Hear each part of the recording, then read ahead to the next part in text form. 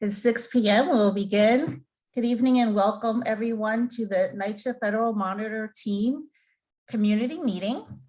This evening, the Manhattan residents will be our VIPs for the evening. Although we're joining you virtually, please pretend that we're in one of your developments in Manhattan hosting this meeting. So when we open the microphone to our guests, we will ask that Manhattan residents please queue first in the line. And then when all of the Manhattan residents who wish to speak, we'll open up the microphone to anyone else from any other boroughs who would like to speak or ask a question or make a comment. So the purpose of tonight's evening is to give a general update from the Monitor team. We will focus on an update from Mr. Dennis Walsh, who leads our lead and mold team. And then we will open the floor. And for those who've joined us on previous meetings, I want to let you know that we've purposely designed the structure so that we will have more time for your questions, answers, and comments, because the real point of the evening is to hear from as many of you as possible. So when we do open the floor, we ask that you ask one question or make one comment and then pass the mic. And if time permits, we'll circle back to you later in the evening. We're also joined by other team leaders from all of the areas that are focused in the agreement. So we'll have people who could speak to lead and mold, pest and waste, elevators, heat, organizational structure, and the like. Those are the areas that we focus on. And if you have specific concerns for your unit, that is something that you should address directly with NYCHA. This evening, we are focused on systemic concerns and development-wide concerns. We do have a representative from NYCHA, Eva Trimble, on the line, who's also taking notes for follow-up. And if you have a preference for being in the Spanish language room, please see the globe at the bottom of the screen that says interpretation and pick Spanish. So with that, and no further ado, my name is Asha Muldrow. I'll be your host for the evening. And now I will turn it over to my colleague, Dennis Walsh, to introduce himself, please. Well, good evening, everybody. Thanks, Asha. My name is Dennis Walsh, and I head up the lead pillar and the mold and leak pillar for our monitor, Bart Schwartz. And I thought that what we would do at the start is bring everybody up to date on where we stand with lead abatement, which is just a hugely difficult issue. As some of you might know, the government has given NYCHA, since the beginning of the agreement, a total of 20 years to abate all the lead paint, and that includes common areas in NYCHA properties.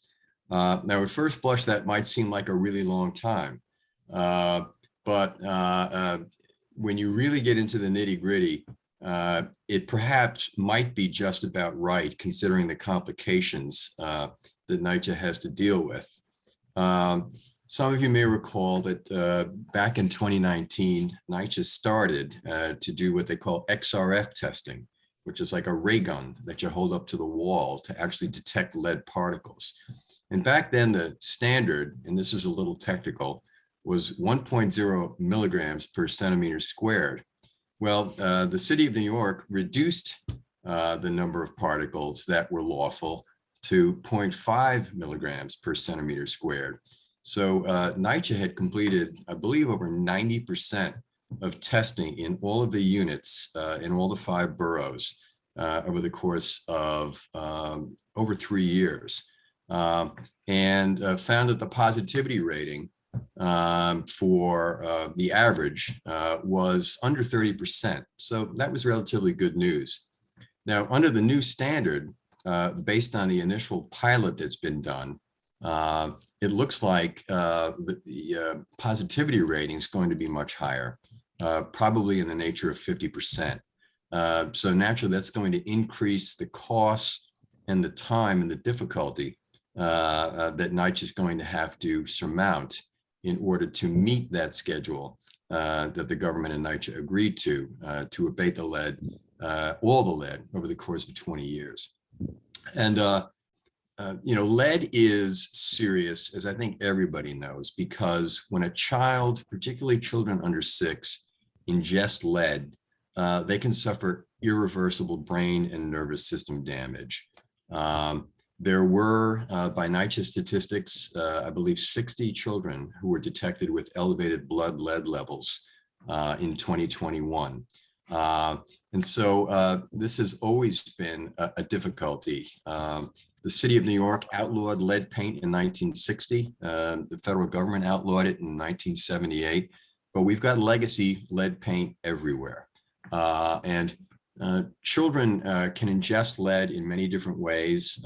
People of a certain age, such as myself and our deputy monitor, Dan Brownell, remember that when public awareness first surfaced, people were concerned about children eating actual lead chips because lead was sweet to the taste.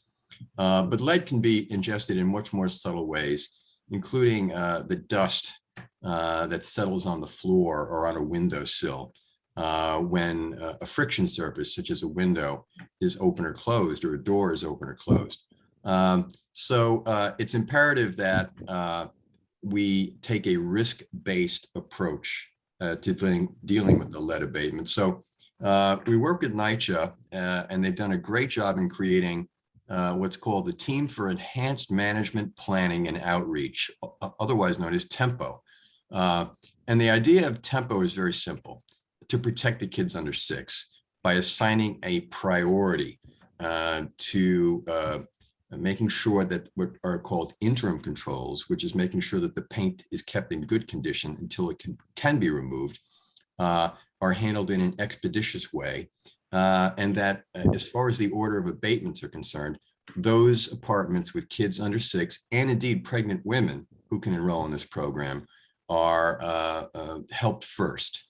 And as part of the TEMPO program, NYCHA has agreed, and this is above and beyond the requirements of federal law, to do visual assessments where they have an inspector come and actually look at the lead paint on all the components, the walls, the windows, the doors. And if they see any paint that's in need of repair, NYCHA's agreed to repair that paint within 21 days. And again, this is to protect the kids from ingesting it by any means. And then the abatement process, which has started at Bronx River Houses, and about 20 units have been abated out there completely. The units with kids under 6 and pregnant women will receive that priority as NYCHA rolls through the lead abatement process. Go ahead, Asha. Dennis, I had a question. We were talking about the children under 6, because that is such an important constituency, our young kids. How is NYCHA even going about identifying which apartments have children under 6, and then what are they doing to protect? Well, NYCHA's come a long way since the creation of the monitorship. Under federal law, they could rely on the annual certification forms to determine where the children under 6 lived. But at our urging, NYCHA started an outreach, a very aggressive outreach program, a door knocking campaign to actually find out where the kids are. And they've enlarged that to allow expectant families to enroll in the TEMPO program. So the original number that was actually in or contemplated by the HUD agreement was slightly over 3,000 units. That number fluctuates, and it's at least 6,000. But NYCHA has gone above and beyond by concluding that any apartment that has any possibility of having lead in it will receive the visual assessments, and that number is over 30,000. So NYCHA is doing a fantastic job in trying to find out where the apartments are, and this includes apartments where children visit, perhaps an aunt, a grandmother, a caregiver, a playmate for over 10 hours a week. So it's really an extraordinary step that is not required by federal law that NYCHA has taken to determine where these potentially risky apartments are. So the complication of the so-called 0.5 standard, as I alluded to, is that we're probably going to have lead discovered in about 50% of the locations that are going to be tested. Now, NYCHA tested over 100,000 units at the 1.0 standard. Now they've got to retest all those units at the 0.5 standard.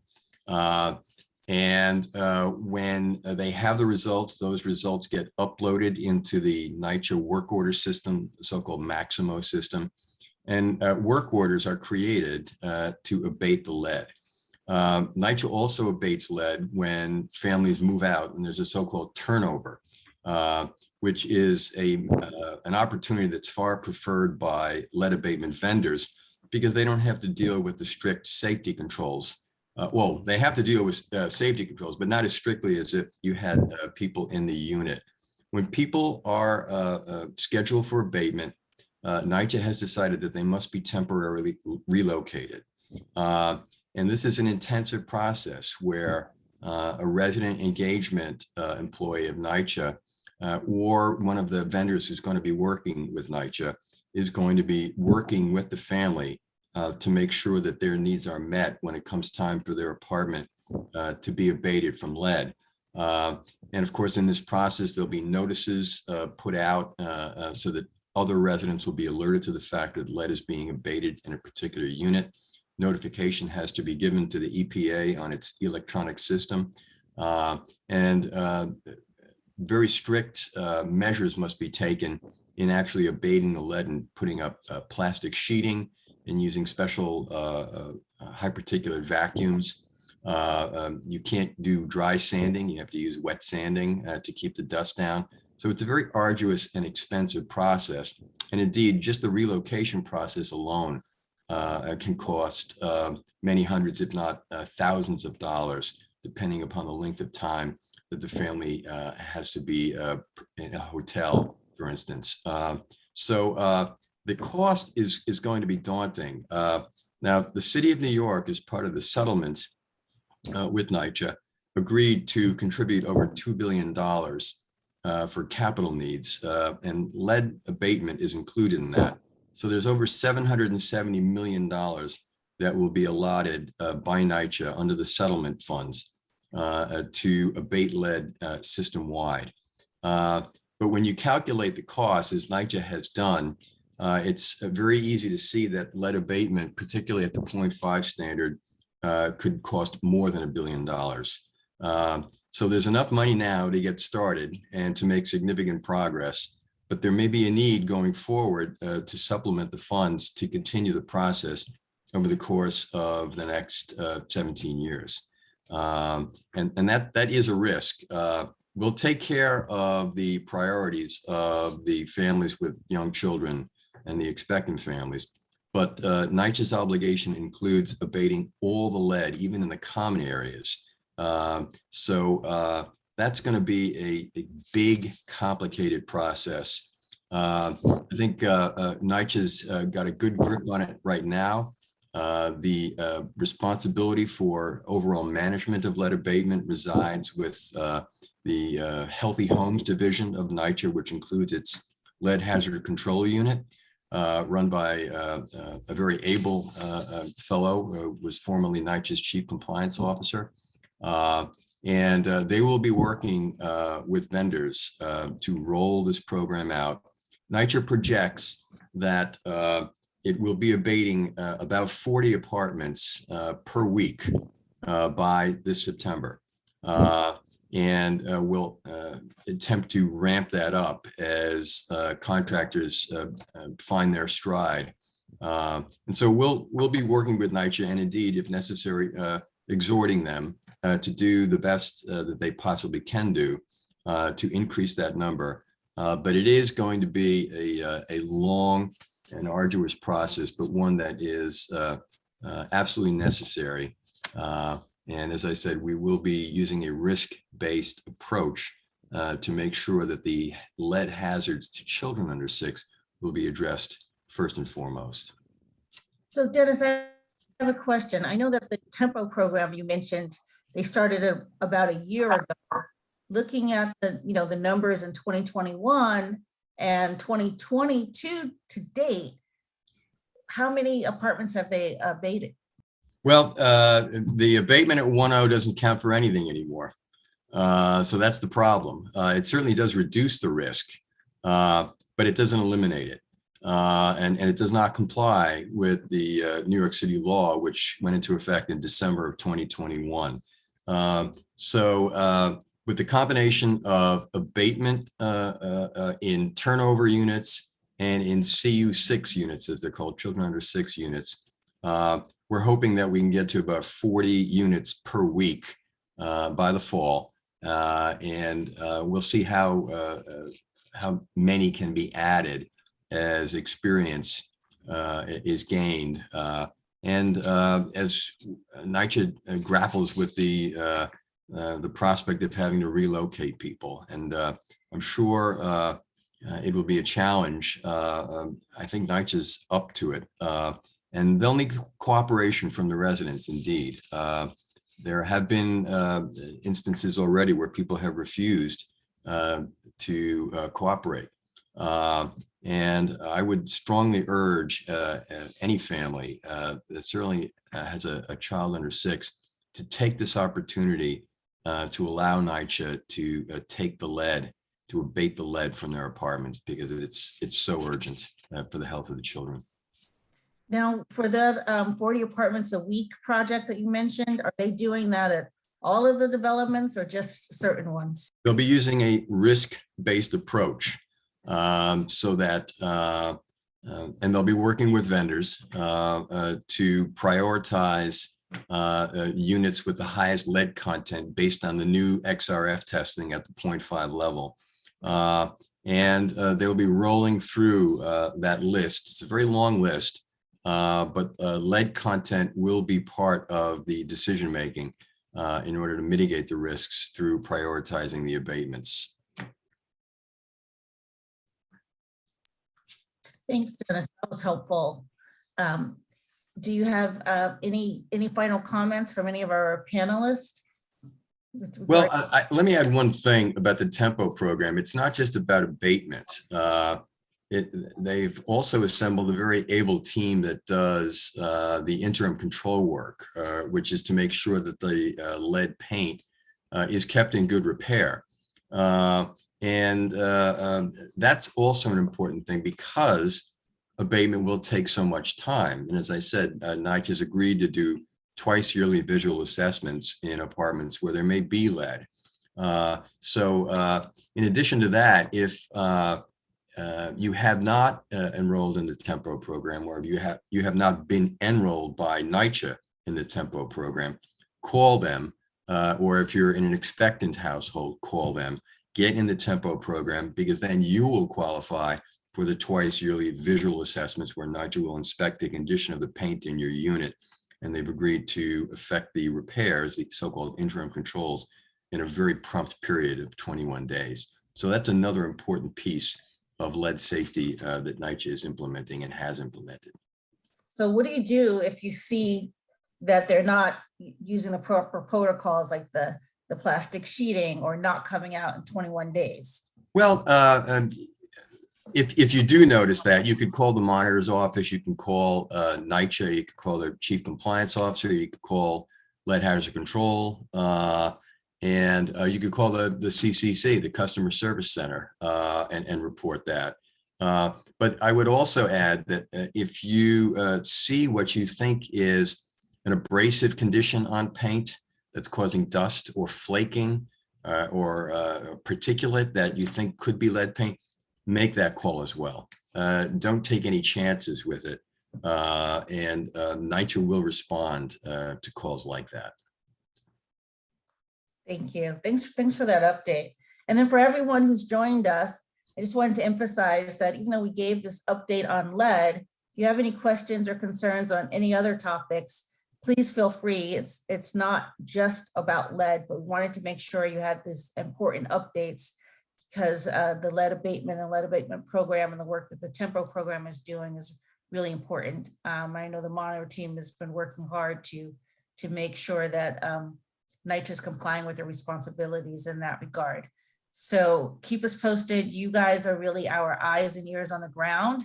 It's one thing to hear from NYCHA what they're supposed to be doing, but we need you to tell us what you're really seeing and experiencing as it relates to all of the pillar areas, heat, hot water, elevators, pest waste, lead, mold. Let's talk about it today. So with that, Floretta, who do we have on the line who's raised their hand to go first from Manhattan, our VIPs for the night?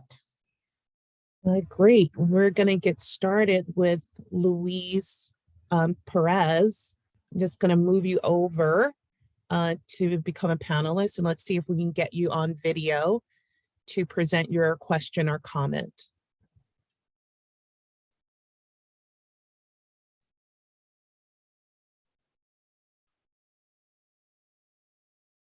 Mr. Perez, you can go ahead. Yes, I'm here. Can you hear me? Yes. Hi, we can hear you. How are you? I'm the president of 830 Amsterdam Avenue. And one of my main concerns is this lead thing is very interesting, and I'm happy that you guys are actually bringing this out.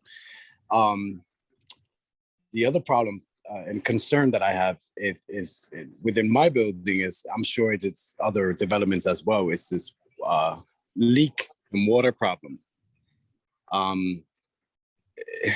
It's a very serious situation in this building, particularly, you know, I'm the president here, so I know what's going on here. I'm as well a resident here, for a long time resident, which I've seen this problem that it's just progressed. It's worsened, it's become more aggressive. And I would like to know if that's going to be something that's going to be addressed and taken care of, or is something being done about that? Yeah, that's my question, actually. My main concern is right now. That would avoid, you know, that would avoid many other things. You know, we have plaster painter, you know, we have plumber, plaster painter.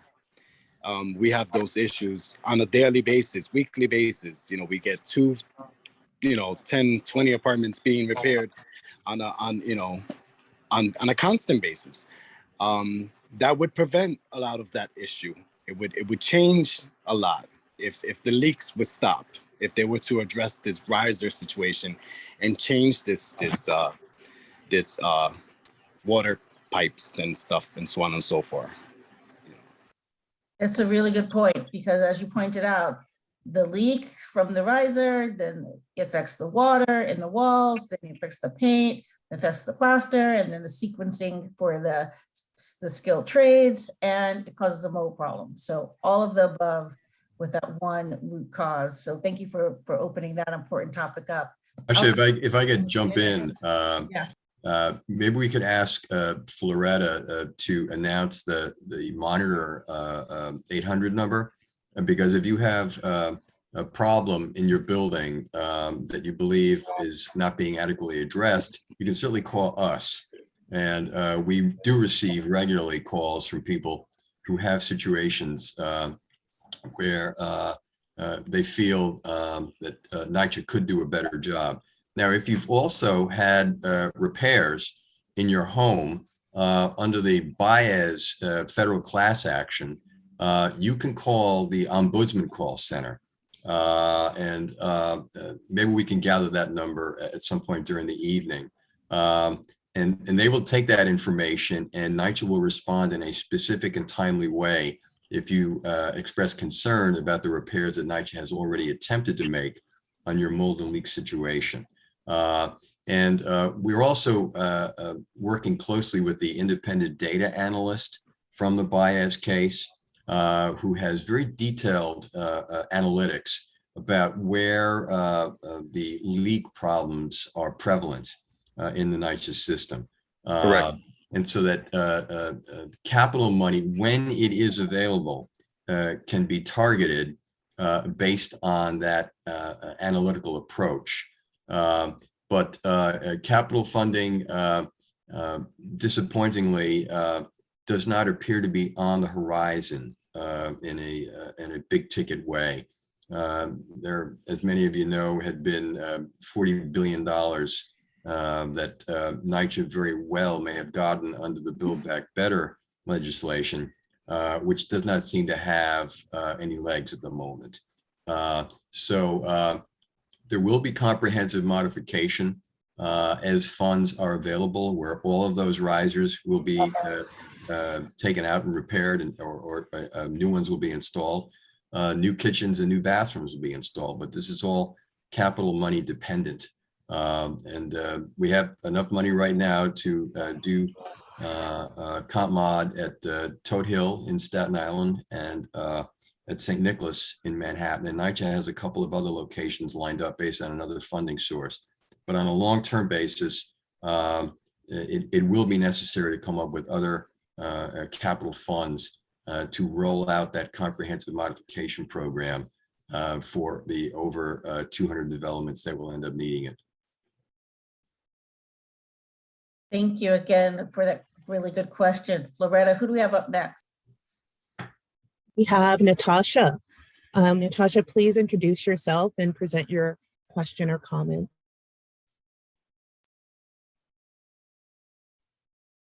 You can unmute. And now, do you hear me? There you go. We can hear you. So first of all, excuse me my English. I'm an immigrant originally from Ukraine, and I'm a citizen. I am a tenant of a senior building in Manhattan. And first of all, I want to tell that I like an idea of Monitor very much. It's a very beautiful idea. And the team of Monitor is doing very noble and necessary and great job. Thank you so much for this. I was granted with an investigation, and my building, crippled building, now has a future. We are entering the SPECT program, and I hope that we will be happy sooner or later. But today I came with proposition for Monitor. I think you have to set or establish, how to tell it in English, a program for people post-investigation, post-investigation time. Many of us are suffering retaliation from NYCHA, and we really need another investigation, this time criminal. So my proposition is set some program help NYCHA whistleblowers, so that after your investigation, you can sometimes appear and see how do we live. Are we still alive, or we are fighting again and again? That is it, what I was going to tell you. And once more, thank you so much for your noble job. That's it. Good point, a recommendation. I know that NYCHA is here to take good notes on that. Thank you so much for sharing. Floretta, who's next? Ms. Thornton, you are on the line. We just saw you on video. Valari Thornton, go right ahead. I'm sorry. There you go. We can hear you. Okay. I have two questions. My first question goes back to the lead. Excuse me. It was just said that the tenants will be placed temporarily located somewhere else when their apartment has been determined that abatement needs to be done. I am the president of Grant Houses. As of right now, when they're telling the tenant that their house needs abatement, they're telling them they cannot return. They're not taking them somewhere and putting them there temporarily. They're putting them somewhere permanently. And these are residents that have been living here 30, 40, 50 plus years. So you're taking them out of the neighborhood that they've known for all these years and placing them not just only in Harlem, it can be somewhere wherever there is vacancy. So Queens, Brooklyn, or Bronx. And that is not where they're familiar with. Also, there's some that are seniors. So you're stating that it will be a temporary thing, but in NYCHA and Grant, it's a permanent thing. So is that a rule that they're making on their own? Or is that something that they're saying that it comes from NYCHA? I'd be curious to know the specific facts associated with any situation like that. Systemic lead abatement has not started at Grant Houses. There may have been residents who've made requests for relocation because the apartment was in a particularly bad condition and it was not inhabitable. But But to our knowledge, there is no abatement as part of the systemic program going on at Grant. And so I would encourage anybody who's experiencing something that has not been adequately explained to contact NYCHA, the Chief Compliance Officer, or to contact us to tell us what's going on. Okay. And also my second question was, how do you now, like the gentleman stated, we all have elevator issues. How do you determine who's going to get that service first? How do you determine from all of the outages, the phone calls and et cetera, who has the major issue? With that, Asha, I'll turn to Dan I Burnell, can please. respond to that. So, hi, Ms. Thornton, Dan Brunell from the Monitor team. So when you say, do you mean the actual replacement of the elevator or when someone from the elevator department will arrive to fix an elevator that's out of service? I can say both. So like right now, I was forced to come back to my office because the elevators are down, both. Okay. I live on 21. So it's an issue with our elevators that whatever repairs they're doing, they're putting very small bandages and they're out the next day. So in my view, I feel that they need to just replace the whole elevator. Something needs to be done instead of putting all these little patches on here. Let's just get the thing finished and solved so that we don't have this issue. I have seniors outside right now in wheelchairs. So if they're saying they're going to replace them with new elevators, how do they determine what developments get them and who's in dire need of them? Yeah, so the way that that's done is really interaction between the elevator department and NYCHA's capital division to make sure that the elevators that are scheduled for replacements are the elevators most in need of repair. And the big problem, of course, is, and I can't now remember the percentage, but well over half of NYCHA's elevators, and I think it's probably even a lot more than that, are still in use beyond what the manufacturers initially intended. As Dennis indicated with lead, a lot of this is, what capital money is available to NYCHA in order to make these replacements. So that's how that's done in terms of prioritizing the replacements. I can't now remember, because it's been a while since I've seen the list, whether any of the elevators at Grant are scheduled for replacement. Given that Grant's a pretty large development, my guess is that some probably are. But the other thing that you can do, if you're willing, and you don't have to necessarily do it in the open, but you can let me know the building number at Grant houses and can contact the elevator division and get more specific information from them on what the root causes have been for the elevator outages there. So if you want, you can certainly do that. And you can speak to someone on our team on this call, or you can call the Monitor number and I'll get that information pretty quickly. And if you leave a contact number to get back to or an email, then we can do that. I'll put it in the chat. That'd be great. Okay. I can't imagine what it's like walking up 21 floors. I'm not trying. Yeah, So I that's came just back too to the much. office. Yeah, you just can't. It's just too much. And then Ms. Thornton, if we could also kind of use this moment as a case study for the elevators, did they put up any notice? Was this a planned outage, or has this been a systemic frequent problem with this particular elevator? Tell us. So for today, it was an emergency. So somebody had a leak on the 18th floor. When the fire department came, they weren't able to locate where to turn off the water for the A apartment. That's for the A line. That was number one. So the water is in the shaft right now of both elevators. So they had to turn them off, Yeah. 3 days ago, it was the same elevator goes out every day. So we might have it for 6 to 7 hours. But when you come home from work, it's more traffic. So that's when that one will start to go down. As of 2 weeks ago, we had an elevator that was constantly jumping in my building.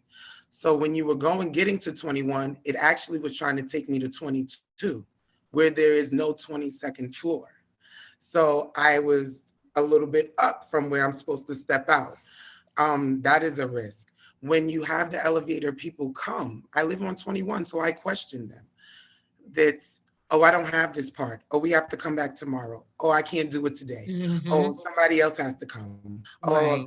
we have to contact this. It's always an excuse.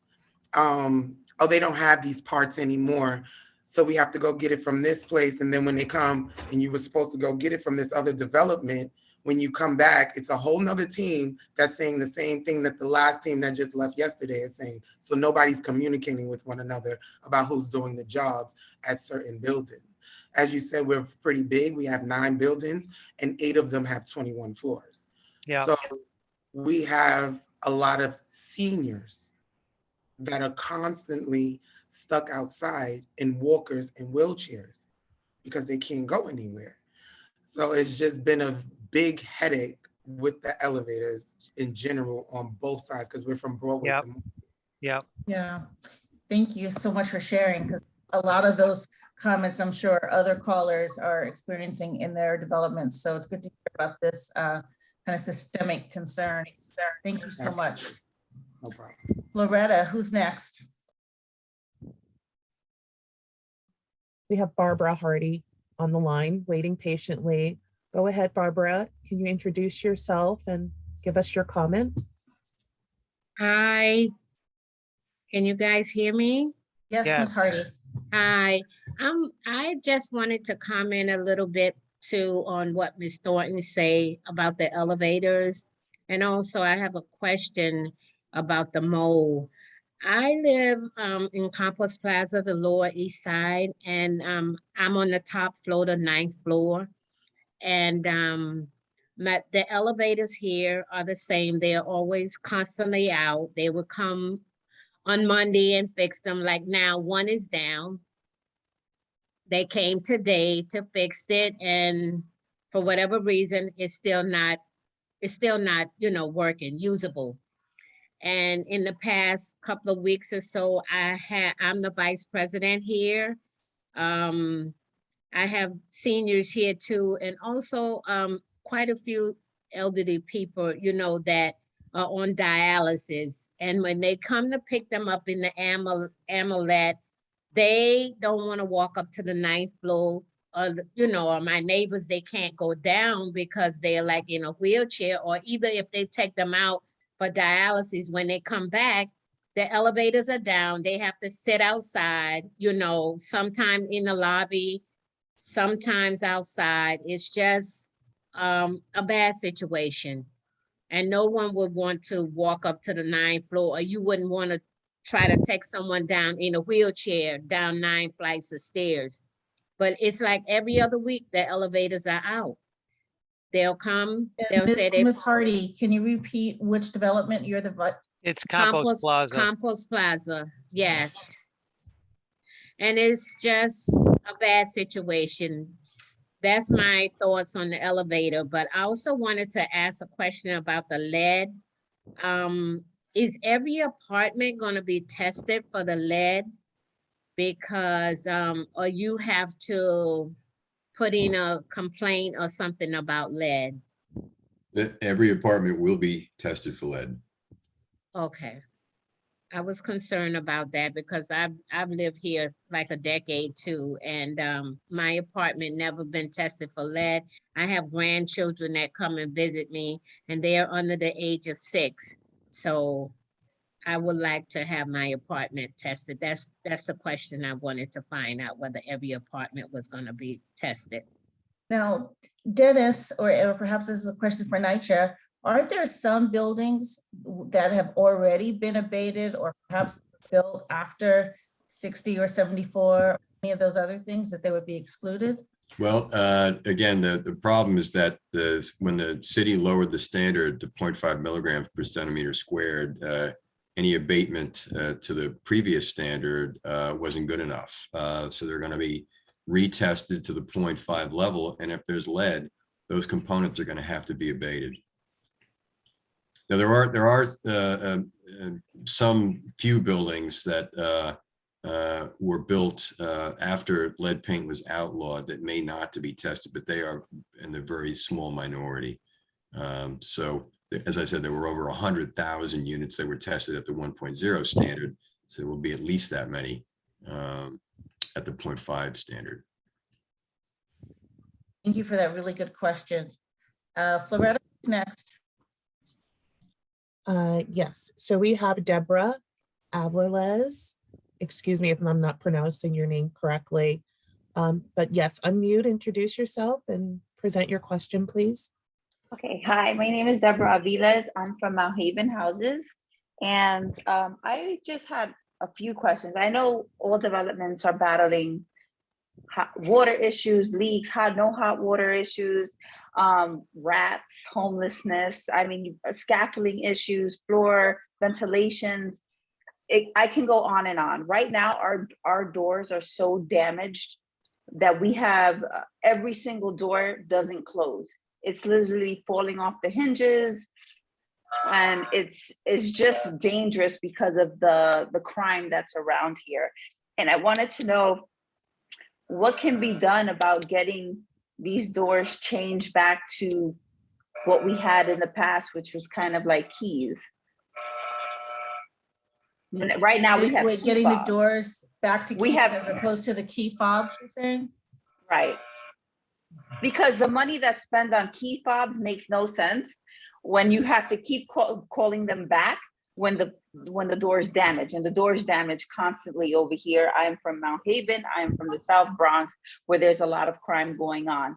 So yes, the key fob was to get us in easily when there's shootings and does get us in easily, except the thing is that they're able to mess up the destroy the magnet and break it off, and when those pieces are damaged, now you guys are spending even more money and it's harder to get it done. By the time you come out 2, 3, 5 years later, the door is ridiculous and you're spending all this amount when we can have these doors get fixed by our maintenance people that it's already here if it was back to those doors.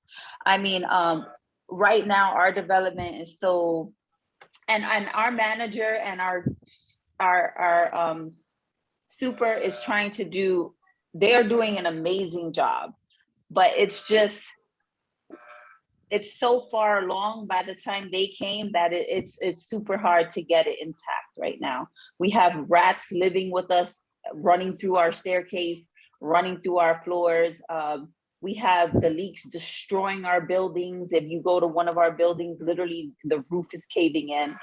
It's starting to become unbearable. We have scaffolding that's been up over 10 years and we don't understand. I know they said it's to protect us from like brickwork that can fall. I just want to know what's going to be done. I'm new to this position. I came in as a president recently, and I just want to be able to explain to my tenants what's really going on so that we can all be on the same page. I hear what's happening with the lead. We do have extreme mold issues because none of our ventilations in any of our bathrooms, if you go to any of the developments work, it's just destroyed. They fix it and it gets destroyed within 6 months. So you're just spending money because it's patch up work. You go over it, right? The ventilation is probably, I don't know if it's the roof that needs to get done for the bathrooms, but if you go through all our buildings, it's the same thing over and over. Thank you, Ms. Aviles. You hit a lot of really good points. Maybe we start with the last one, with Dennis talking about the ventilation program. Well, NYCHA has, over the course of the last 3 years, inspected over 8,700 roof fans. Mhm. And over 6,000 of them have been replaced to date. And the other ones that were retained were inspected by engineers and deemed to be modern direct drive units that drew the air up. There can very well be, though, a problem with balancing the flow of the air. And so if you're experiencing in your building or any of the buildings in your development, any ventilation issues, I would encourage you to call the CCC or to call the monitor's office with the 800 number so we can get the details of that and find out what's going on. We have an excellent relationship with NYCHA's Office of Mold Assessment and Remediation, which did an excellent job on the ventilation project. One of the key pieces of that project, in addition to inspecting and replacing the roof vent, is cleaning out the vents, many of which have not been cleaned out for decades. And it's very important in a situation like that residents cooperate with the NYCHA personnel and the vendors so that they can get in there and safely clean out those ducts to make sure that the air flows correctly. But again, it could be that they haven't cleaned out those ducts yet, or it could be a balancing issue. But I would make the call, and certainly feel free to call the Monitor 800 number with specifics, and we can react to that. I know that they've cleaned the ducts. They have came in, they've cleaned the ducts, but there's still no ventilation. They fixed my son has Rolandic epilepsy and asthma, and my other son suffers from another disorder. And so they bleed through their noses a lot. And when I go into the bathroom, you can see the smudges in the bathroom. They have fixed my bathroom. I've been living here in that one apartment, I don't know, for maybe about 15 years. They have came almost every year to fix my bathroom, which they do come fix. You know, it's just, I don't know what else can be done when they're trying their best. Maybe the fan doesn't work, I'm not sure, but I'll call the number. What about doors? Is that you guys or no? Well, it would always be NYCHA. We wouldn't, but you know, I wish we had a real solution for this, but with the chronic breaking of doors is unfortunately something that happens at far too many developments. I mean, one of the things we're trying to do, and I, you know, encourage NYCHA to do, and I know NYCHA's been doing a lot of this on their own, is to make sure that cameras and things are working in and around doors, both interior and exterior, to try to deal with those that kind of chronically break doors, you know, especially if they're engaging in any sort of illegal activity inside of the buildings. Okay. Great, thank you so much. You raised a number of really good points. Loretta, who's next? We have Mr. I believe Taylor. I'm next. Can you hear me? Russell Taylor, can you hear me? Go right ahead, Mr. Taylor. Yes, hi. Federal Monitor team, I would like to thank you for your efforts in abating exposure and lead paint. But I believe 2018-19, NYCHA discovered, or we found out that there was also lead in our water.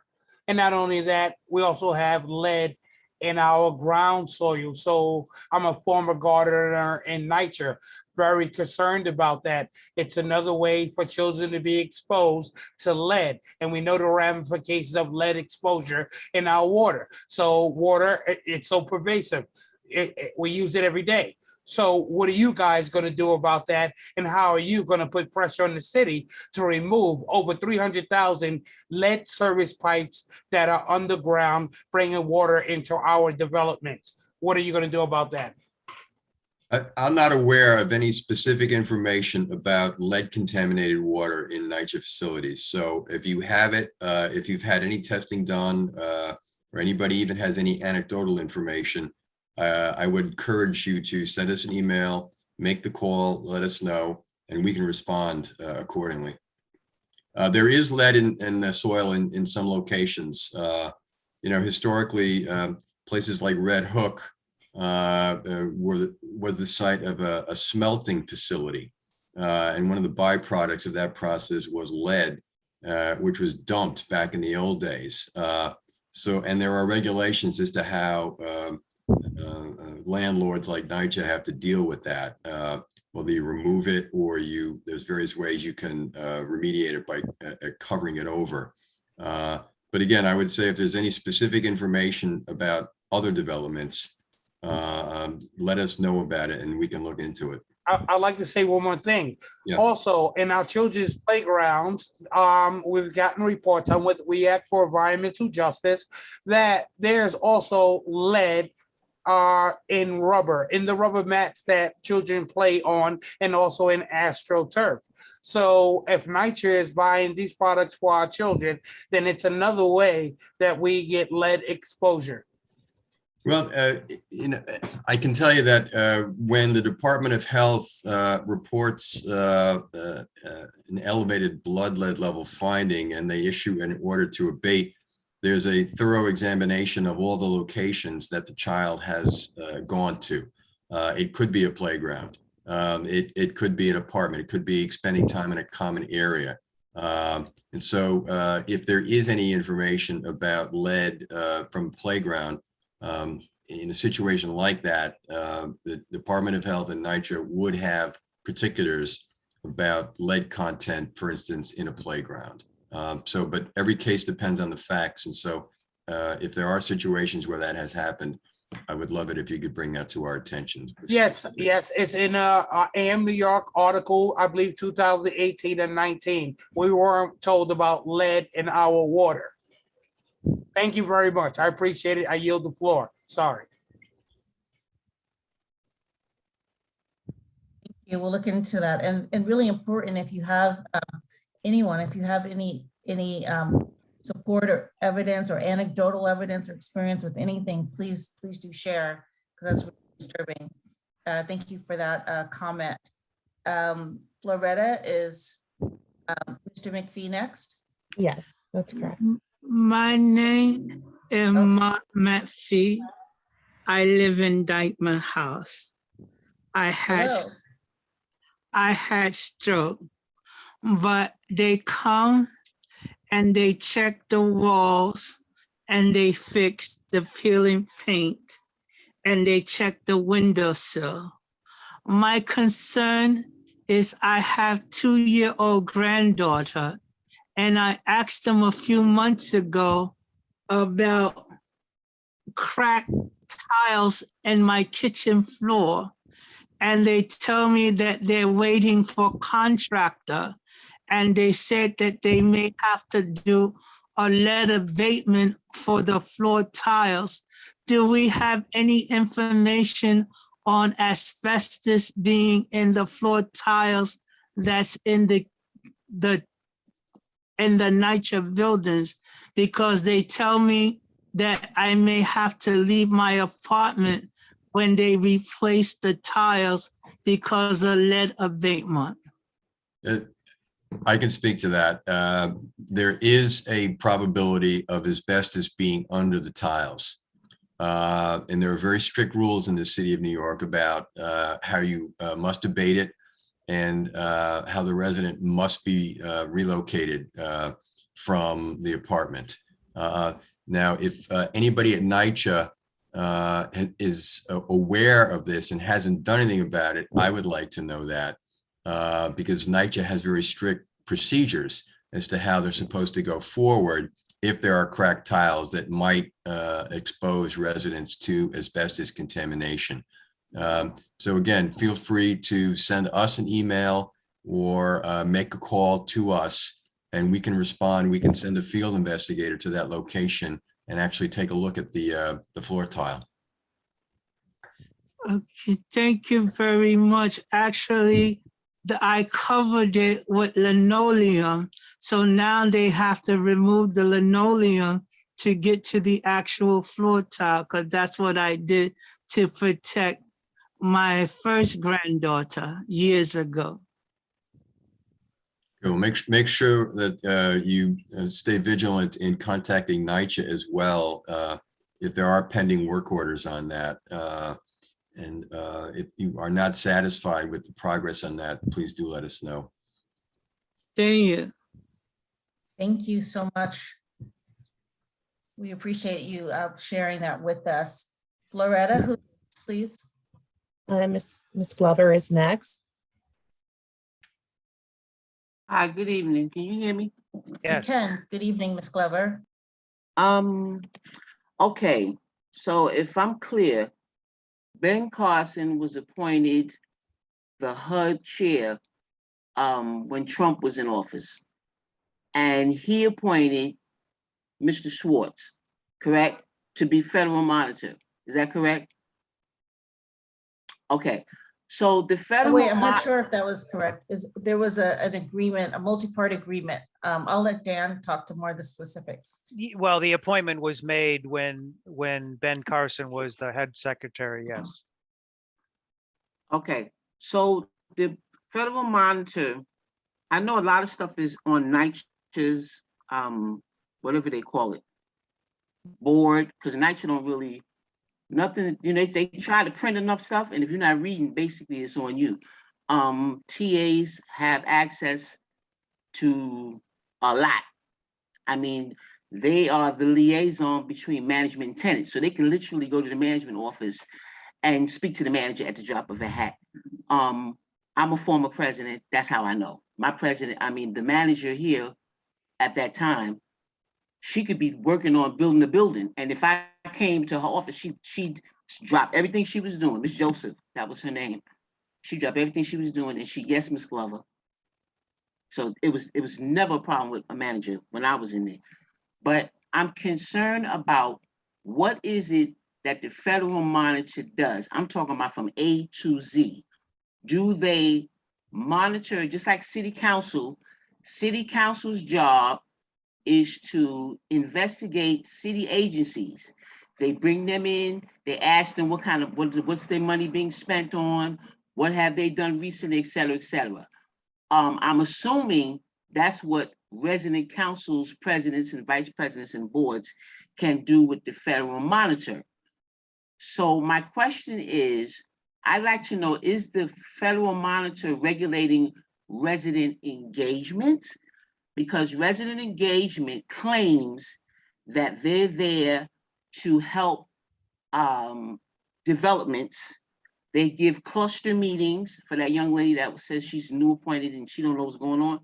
She needs to call, what is it, Janelle Hudson or Yuka Bisco, all these types of people that work for night that this resident engagement department claim that they're there to help these developments.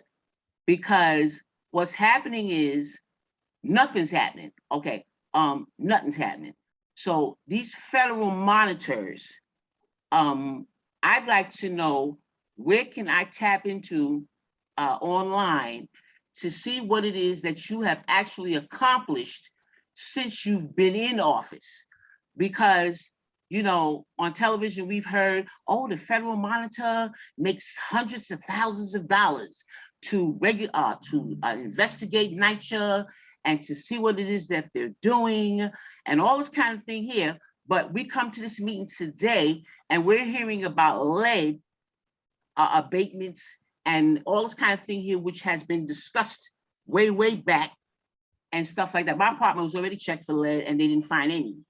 And when the original lead abatement was even done with Shayola Olatoya, who was the chairwoman, there was apartments that were going to be apartments that have children in them.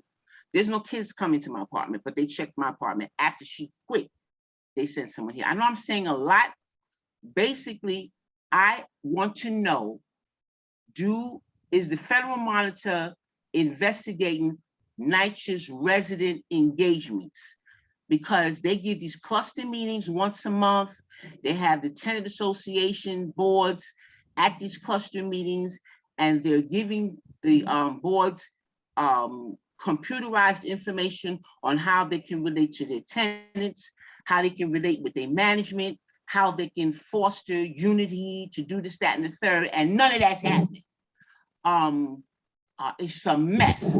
So I want to know, what is it, Dan and Dennis and Eva, what are y'all doing that we can see with the naked eye that you are actually doing since you've been in office, this federal monitor? We want to know what it is that you're doing, because a lot of our TAs, we're not having monthly meetings, resident engagement ain't doing squat. We don't know what's going on. And once July and August get here, meetings don't take place because folks are on vacation. So I want to know, is there a, what do you call it? Something that, email address. Because even when you call the monitor's office, you get nothing. You send emails, no one responds back. And this is serious. This is blood, sweat, and tears. Okay, we out here in these developments. Some developments are suffering more than others. Here at Washington Houses, where I am a resident who unopposedly got in as financial secretary, not one tenant came out to vote. Because the resident engagement, when they put the flyers up in the building, you needed a magnifying glass to read them. That's number one.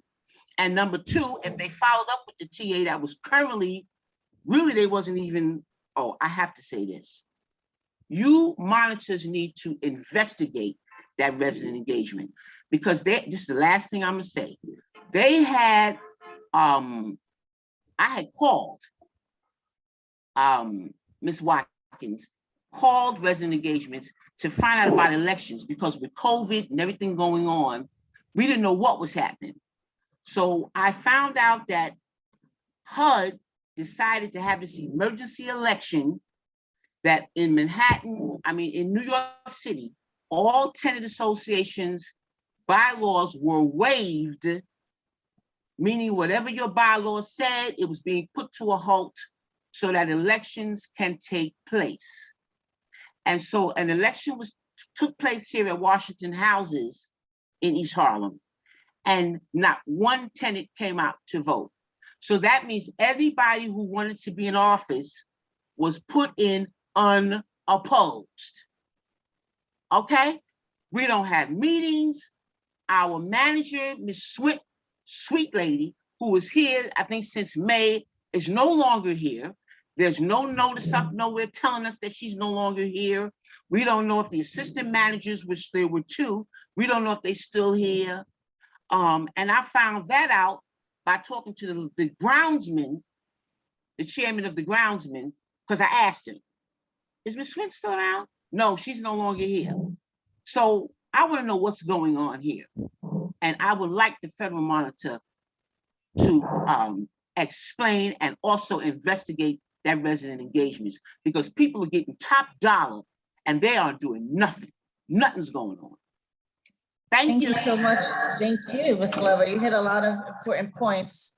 Dan, I'll turn it to you. No, the only thing, so Ms. Glover, you're at Washington Houses?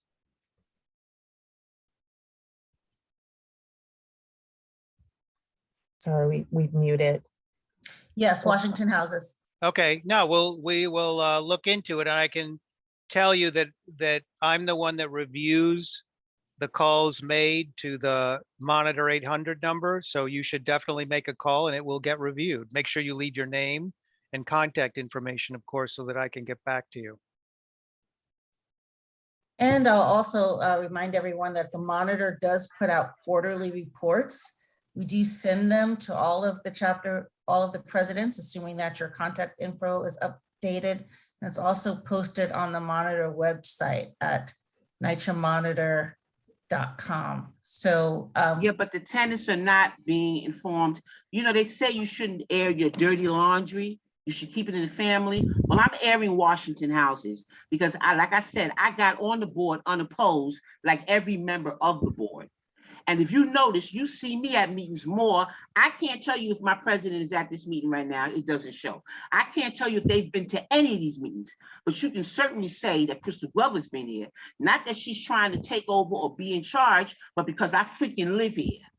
I live here. My son works very hard. Our rent is not even a reasonable amount, but we pay it. And that's why I come to these meetings. I don't come to be in charge and try to flaunt myself like I'm TA president. I got on that board as a financial secretary, okay? And I don't know anything. I'm not being given anything. I'm not invited to the board meetings. They're trying to keep me out. So if the federal monitor can talk to them, I've already talked to resident engagement. I talked to Yuka Biscuits, or however you pronounce her name. I sent her emails for her to get back to me as to having a mediation here at Washington House. Let's have a mediation meeting for the board. You don't like me, what's the problem? What happened? What's going on? She has not gotten back to me yet. And I'm sick of folks in NYCHA making crazy money, salaries, and they're not doing anything. No work is getting done. You hit a lot of really good points, Ms. Glover, and we appreciate your leadership and your presence. And no, as Dan said, please do call us and share. You don't have to wait for these meetings to talk about stuff. So we appreciate you. Floretta, who's next? Myra Solomon is waiting. Ms. Solomon, go ahead. Okay, are you doing just Manhattan? Or are you doing Brooklyn too? Brooke, we're opening it up now, so you go right ahead. Oh, okay. Well, I'm Myra Solomon. I'm a PTA in the Howard Park development. And my biggest concern here is the residents here, like on the lower floor, we in duplex apartments. And the first floor, the lower grounds, they have backups, feces, all kinds of stuff. And one particular tenant that lived under me, she have 2 bathrooms. She have a handicap sign, and it comes to the tub, the toilet, and the sinks. And she just recently had one. I thought the fire department was in there pushing the water out. The water was just flooding out of her house. And she almost had a nervous breakdown. I had to put shoes on her feet because she was barefoot, trying to bail all that stuff out of there. And then when the emergency did come, they couldn't get into the basement, whatever they did down there, they made everything come right up through her apartment. And it's not fair to her. And we also have a resident that's in a wheelchair with a 12-year-old son, and she gets them. And it's not so much her son can do. And it's not that much that she can do. She have these very bad backups too. Pampers, sanitary napkins, all kind of stuff is coming up in these people's home. And it's not fair to them. And they're handicapped apartments.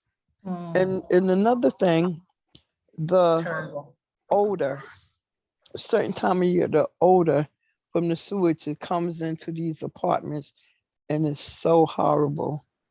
And something need to be addressed really, really quick. Ms. Solomon, can't even open the windows. Is Howard Park in Queens or Brooklyn? I'm not familiar with. Brooklyn. Can you do me a favor? Can you put the actual building address in the chat? And then we'll try to follow up on that in terms of what the issues are. This is like a duplex complex. It's not like one big building. Okay. Everybody have their own personal doors here. Each apartment have a door, and you come right off the street into the apartments. So it's not high rise. It's like separate units. Yes. Okay, we'll have to get somebody out there. Yes, because this is really crazy. We had terrible. had plumbers out here today. My neighbors next to me,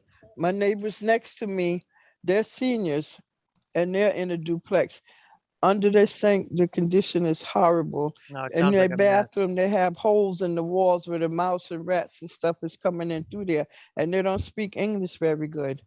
But I was out there, and we got some of that resolved today. So they fixed the pipe. The water was coming down 509A. They finally fixed that. Miss Williams is constantly getting water damage to her apartment and feces and stuff coming up in her apartment. And it's just not fair. Right. No, that's terrible. Thank you for bringing it to our attention so we can stay on top of this. Okay. The whole development. Thank you. All right, thank you. Hear that. Did Floretta. I mute or did you mute me? Okay, No, I we got can it. hear you. We can still hear you. Okay. I think, is Jerry Carter next? Yes, Mr. Carter is next. Mr. Carter, please proceed. Hello, how you doing? Hello? Hello, Can you hear Mr. me? Carter. Hi, good. We can hear you. Please proceed. Okay, how you doing? My name is Jerry Carter. I am from Smith Houses. I'm the vice president there. And I got a couple of things. I like to mimic a lot of things that some people already said. Just go real brief on that. Very security, door breaches and stuff like that. I had a meeting with you guys before when the federal monitor first came on board, and we was talking about the roofs, and you guys gave us the roofs. You're still doing that. That is great. But I was wondering I had a question about the internal piping. I really didn't hear any new news on the internal piping or anything going forward. But I also understand that there's in the Lower East Side, there's a transition from going, I believe, from gas to steam, and it's phase 1. And I had some questions about phase 2, but no one knows about phase 2. It's saying there's like funding problems, which is like phase 2 is like basically taking the gas from the hub to the units, which is definitely the problem. So again, it circles back to the internal piping, and there's always been quiet on that front. And I'm wondering why are we going forward with phase 1 when phase 2 is actually going to be the part that's going to actually help the residents. And I thought this whole project was to help the residents, which is kind of confusing. It's like you're gonna dig up the place, do phase 1, get finished, and come back and put scaffold back up, dig up the place, do phase 2. It doesn't make sense when phase 2 doesn't have funding. Does anybody have any questions on that or any memories or anything like that?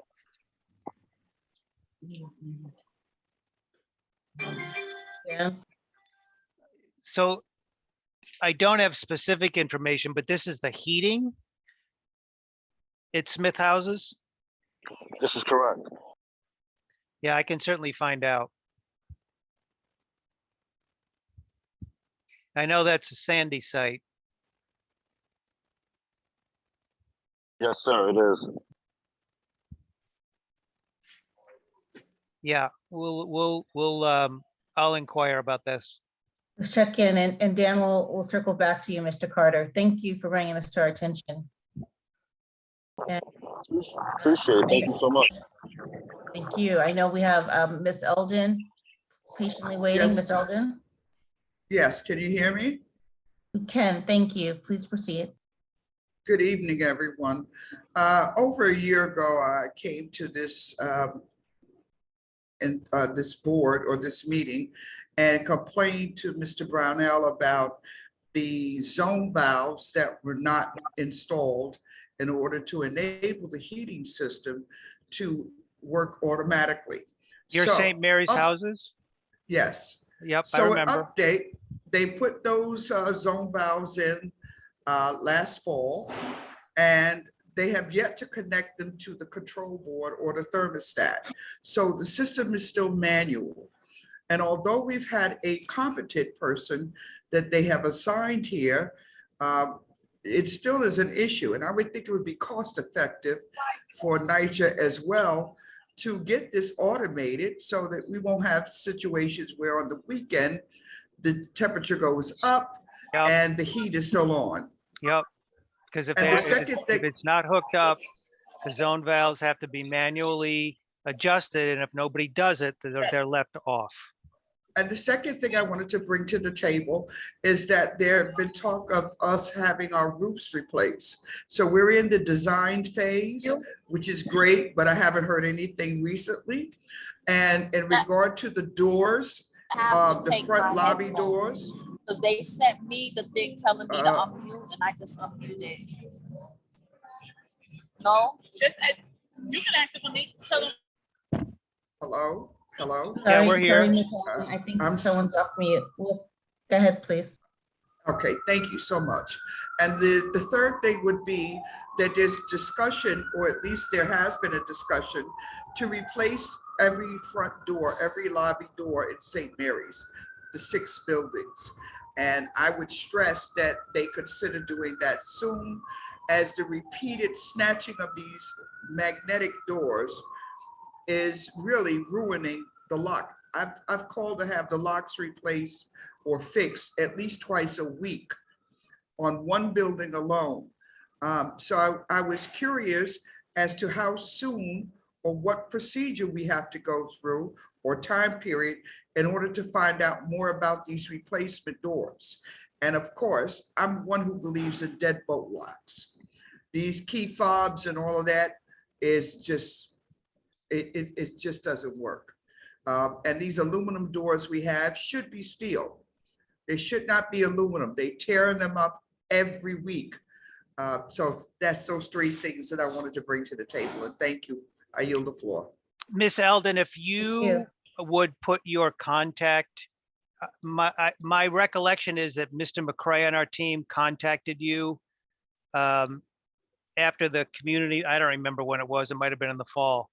But I'll inquire about the zone valves, which isn't only a problem at St. Mary's, but at a bunch of places. I know that the heating department has been replacing them and getting them back online because of the problem that you indicated. When the weather is up and down, you know, and there are more extremes, when the zone valves aren't functioning properly, they have to be manually adjusted. And if property management staff doesn't do that, there can be days when the valves are left off, so that no matter how cold it gets, that particular part of the building will not get any heat. Right, and it's cost effective. I mean, NYCHA's losing money on burning oil unnecessarily. And it would also cut costs with the staffing that you have to have. These what do you call them? Those routing teams during the winter that have to come to different developments because they are not automated. Right. I mean, I think it's a waste of money. NYCHA's yelling about they don't have money, but you waste money with things like this. So. Yep. Oh, that's a good. Just like the doors. The door, you know how much money you're wasting on having these doors fixed every week? Mhm. It's ridiculous. And oh yeah, something I also forgot. One young lady mentioned about the elevators. In the Bronx, we have been fortunate that our supervisor or dispatcher for elevators contacted the TAs in his district and gave us his contact information. So when we put a ticket in and we have a double header, like today, I was able to send him the tickets and he had a team right on site. Yep. So if you can help her with that, that would take some of the frustration out of her dealing with the situation where she's stuck in her office because she can't get upstairs. Yep. Thank you. Thank you. Thank you so much. Floretta, who's next? Leonard Jones is next. Mr. Jones, go ahead, please. You're on mute. Just unmute.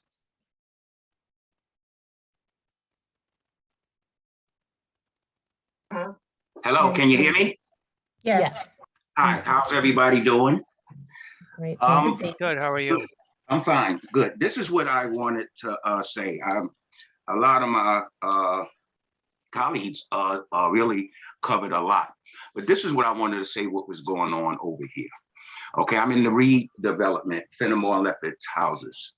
Okay, they came here about a year and a half ago, maybe 2 years.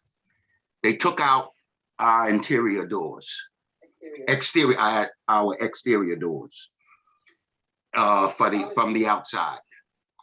They came and put up interior doors, the same doors that you have in your office. That's what they put outside here. When I came home and I saw they were taking down the doors, nobody told me anything. Saw the doors being taken down. Why are you taking down our perfectly good doors? Oh, we putting up new doors. Okay, these new doors came with no elbows, that's to open and close the door, no handles, and compressed wood. So I asked the guy who's putting up these doors, so how long is these doors are gonna last? He said 5 years. I told him the doors won't even last 6 months. The doors wind up lasting a year. Now, the compressed wood doors that he put up, that the weather is now beaten up, now some of these doors can't even close. Because what I did, if they was doing the right thing, I stopped them before they completed the job. If they were doing the right thing, why did they let me stop them? Because they know they were doing something wrong.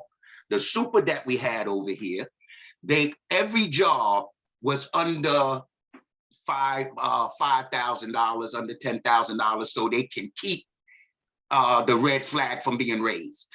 Okay, somebody was getting kickbacks. I can't prove it, but I'm going to put it out there because from now they never completed these doors. He told me he paid $2,000 per door and he has to get his money back.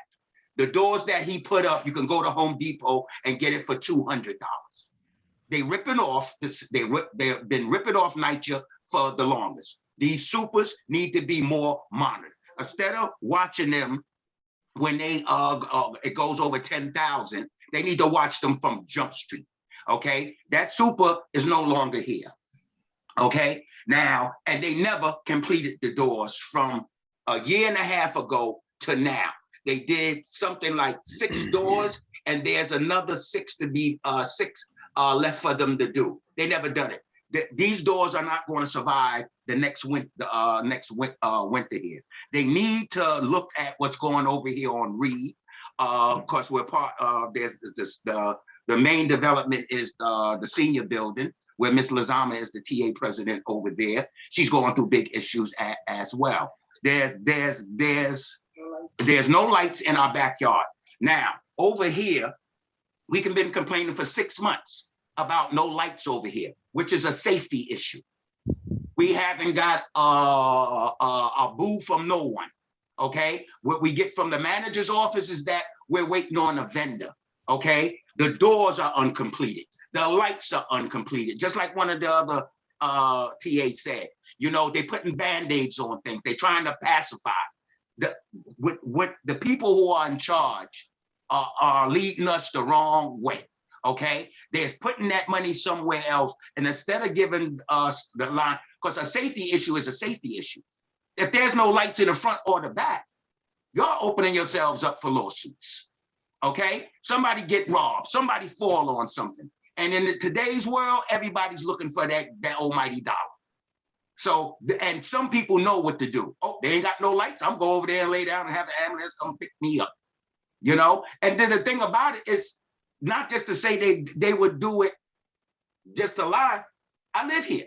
My wife might have to, I got going for surgery. My wife have to come home at night and walk over here. And these are 2-family houses. How could you be without lights for 6 months? How could you not have the doors in place for a year, something you started?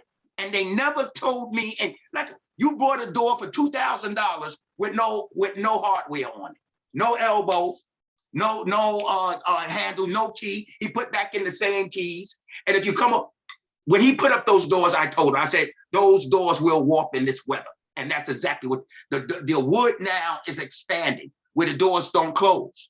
The water, the snow is going into the hallways and they're messing up the tile.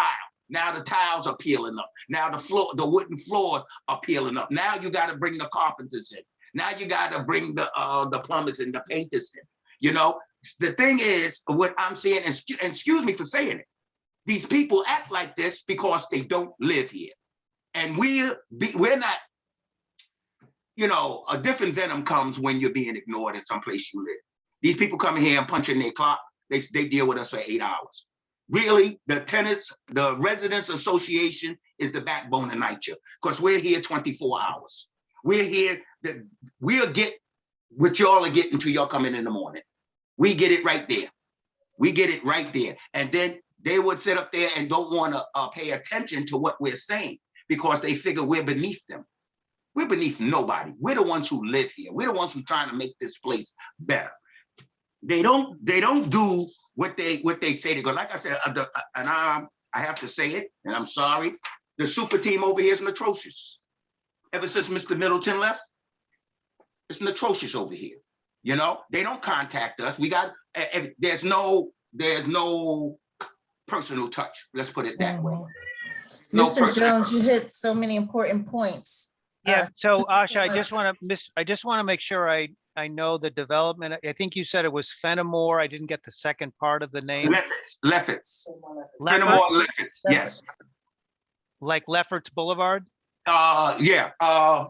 What is Lefferts? Wait a minute. Now you're confusing me. Lefferts Boulevard. Yeah, I think it's Lefferts Boulevard. Okay. All right. And yeah, if you could make sure we have your contact information, we'll have somebody from our team look into this. Okay. Also, one last thing. They sent out some tickets I guess maybe they knew about this meeting. They sent out some letters last week about some work need to be done, and they sent it to all the residents. It was backdated tickets, and I'm talking about from maybe 2010 or 2013. Every resident got, oh, if you don't answer these tickets, they will be closed from all that time. Somebody's trying to clean up, somebody's trying to clean up something.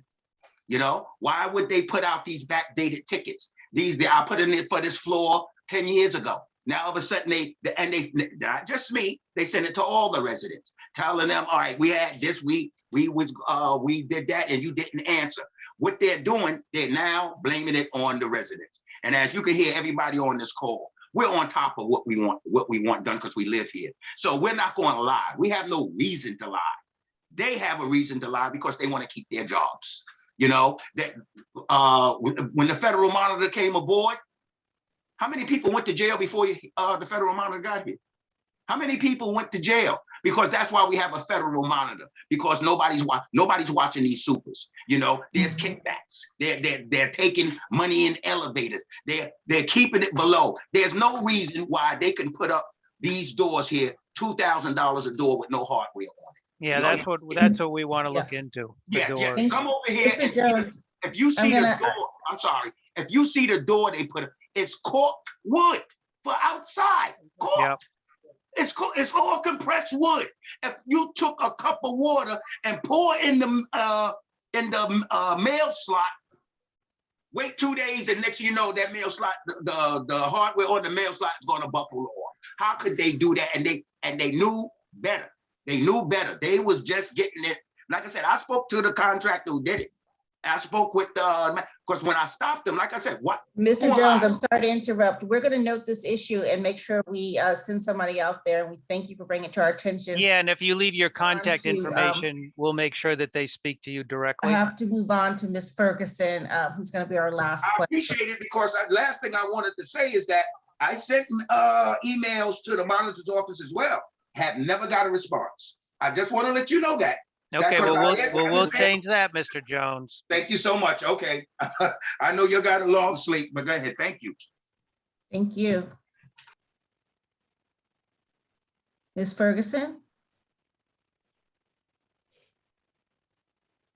Ms. Ferguson, thank you for your patience. You can unmute, please.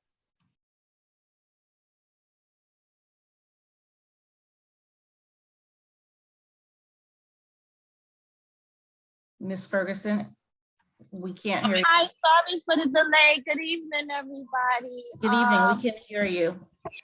Sorry, let me try to move around a little bit. Can you hear me now? Yes, we can. Hello? Thank you. Yes, we can hear you. Yes. Hi, good evening, everybody. My question is for the pest control or the people that handle those things. I needed to know what are they doing for Fort Greene, Brooklyn, specifically building 30 Fleet, because there's a tenant that lives in that building on the first floor and she has like lots of holes in her kitchen. And it's been like that for 3 months. And I went to Ms. visit Ferguson, her. can you give me the address again? 3 years. 30 Fleet Walk. 33 Fleet Walk? 30 Fleet Walk. Can you hear me? Yep. Yes, we got it. Thank you. Oh, yes. So that's apartment 1D, as in David. So I went there to visit this person. And while I was there eating a bag of chips, a mouse flew on, came out of her stove. And 3 came from underneath the kitchen cabinet. And I could not believe that this is happening in 2022 in downtown Brooklyn, where we're doing all these new constructions, we're up and coming. And then you have people that's living like this that you can't even eat or have company without rodents coming out in broad daylight. And then this person had showed me the next day that she put traps all over her apartment. I thought she was crazy until she sent me a photo where she had traps, glue traps lined up in her apartment and it caught 2 mice. I'm like, who lives like this? We're not, I don't even want to say we're in the ghetto anymore because we're really not. You know what I'm saying? We're up and coming and I don't understand why we have to continue to live like this. You get your rent when you want your rent. And this person has 3 children. One is 9 years old. And then with the mold, the leaks, these people have asthma. Like, this makes absolutely no sense at all. And I just want to put this out here. I'm also on the Gowanus Neighborhood Coalition for Environmental Justice. And I don't understand why this has to continue to go on. I really don't. I just wish you would help this person get this under control, because you can't even sleep at night like this, you know. And then when our kids go to school and they're misbehaving, you automatically assume there's no father in the home or there's no structure, anything but to put the blame where it's at. A kid cannot sleep at night knowing that they have rodents and mice running around under their feet, under their bed. They don't know if they should go to sleep or should they sit up? Should they sleep in a ball? Should they put on a whole bunch of clothes before they go to sleep so they don't get bit? This is ridiculous. And that's what I wanted to get out. And the second question, I wanted to know how many of these fans, these roof fans, are actually operable and working, and if they're and how much air are they actually giving off? Because I've heard that from some residents that it's actually shooting air into their bathroom, and they're getting bugs, gnats, roaches, spiders, all kind of bugs they never seen before. When I thought that the idea for the roof fans was to pull the air, pull the moisture out of the bathrooms. I apologize. I'm not angry. I'm just trying to make sure I'm heard. Thank you. No, you're very clear, Ms. Ferguson. So thank you so much, Ms. Ferguson. You hit a lot of good points. Dennis, do you want to start with the roof band? Yeah, if we knew particularly which building line is experiencing that phenomenon, we can have somebody from the Office of Mold Assessment and Remediation go out there and test the cubic feet per minute and see what's going on, because that sounds crazy to me. That's a really good point. And then we've noted the particular apartment you've talked to also. And then I'm glad you raised the pest and waste issue as well, because that's a really important pillar that we're looking at and monitoring. And I know some work has been done, but there's so much work to do. So that was a really good point to end on. I wanted to note, if we could please put up the slide again with our phone numbers, contact information, email information, and next meeting. But please don't wait for the meetings. If anything is egregious going on, we really are depending on you all to be our eyes and ears on the ground. We do also have a field team that is out in the field every day at different developments, checking on the conditions, taking pictures, reporting issues, meeting with people, etc. So we are out there, but we also need you to keep us posted on what you're seeing. And thank you to our many board members on the call. We appreciate your leadership and your voice. And please keep in touch with us and all of the residents throughout the city. We appreciate you, and thank you especially to our Manhattan residents for joining today's meeting. Thank you to the NYCHA team and the representatives who are here. I hope you've taken good notes for the concerns that have been raised this evening, and our monitor team leads for also being on the call. So our next CAC meeting, which is a closed meeting but live streamed, will be on June 7th.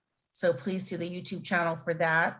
And the Queens Community Meeting, which is an open meeting to all residents, but where our Queens will be our VIPs and they'll have the microphone first. That will be on Tuesday, July 12th. And then of course, please contact us at the NYCHAmonitor.com website. We post our reports and updates and action plans and minutes from these meetings and summaries and so forth. So you can find out what we're doing and what's going to be coming up next. Email us, phone, toll-free number 844-309-6080. And if there's anything going on, please email us or call. We don't always respond to every single message that comes in, but we do always read it and then route it up appropriately. So it isn't a black hole if you write to us. We are looking at the concerns and making sure that NYCHA is also aware of the issues as well. And with that, I I wish everyone a good evening, to be safe, and to please stay safe and keep us posted on everything you're seeing, because you really are an extension of the Monitor team. Thank you. Thanks, Asha. Thank you, everyone.